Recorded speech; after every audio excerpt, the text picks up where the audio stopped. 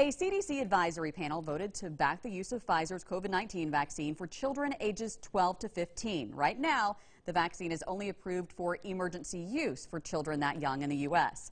Dr. Randy Murphy with the Mobile County Health Department is live in the studio with us to talk more about the expansion. It is always great to have you and get your expertise. Do you think the vaccine is necessary for kids that young? You know, I think it's really important because, kids play an integral role in our community. They interact with teachers and parents and grandparents and aunts and uncles, and all of those people are at risk of COVID. And so the more of the population that we can immunize against COVID, the better off we'll all be. How effective is the vaccine for children 12 to 15? So that's the amazing thing, is that they're saying it's 100% effective for children. So the studies included about 20,000, just over 20,000 12 to 15-year-olds, and not one person who was vaccinated got COVID.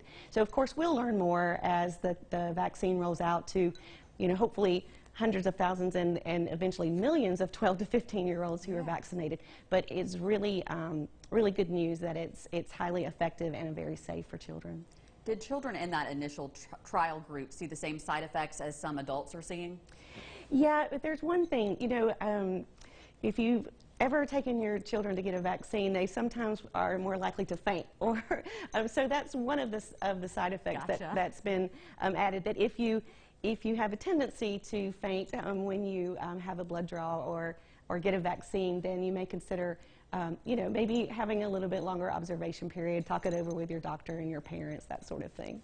Is the dose a little bit different in children that young? No, it's the same dosage. Really? I mean, sometimes there's a different site for administering the vaccine. So if it's a small child, maybe the arm is not the right location, then they may give it in the side of the leg.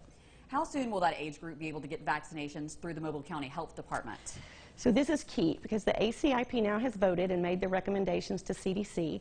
Now the CDC director has to make the decision on behalf of the Department of Health and Human Services to approve the use of the vaccine. And as soon as that happens and the governor says, okay, then we will be given shots. Hopefully, and we have a Pfizer vaccine event on Friday and we have one on Saturday. So if CDC and the governor all, hurry up, then maybe we'll be giving shots as soon as Friday.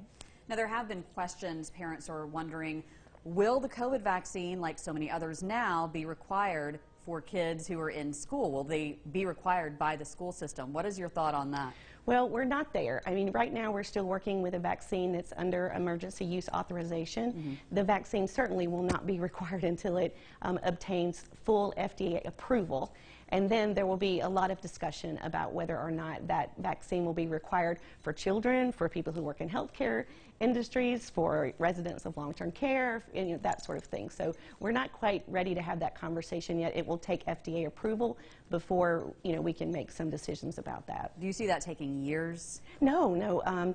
Pfizer's already submitted their application package for full FDA approval. It may take a month or two, but we expect that it will happen late summer. What about children younger than 12? I know that's a big question too. They're also out around, as you mentioned, the other family members. Yeah, I mean, we're just going to have to wait. I think some, younger children will begin, clinical trials, and so we'll just have to wait and see. We always want the answers right now, and as we've learned since more than a year ago, we'll just have to wait a few more months on that. Gosh, can you believe we've been doing this that long? I know. Oh my it's gosh, crazy. It's still ongoing. Dr. Murphy. But you know what? We're here in person because we're fully vaccinated, and so we can be indoors together and not wear our mask, and that's because still keeping our distance. Keeping our distance, right? Which is a good thing. Yes. Dr. Murphy, thank you again. Always great to have you. Thank you, Cherish.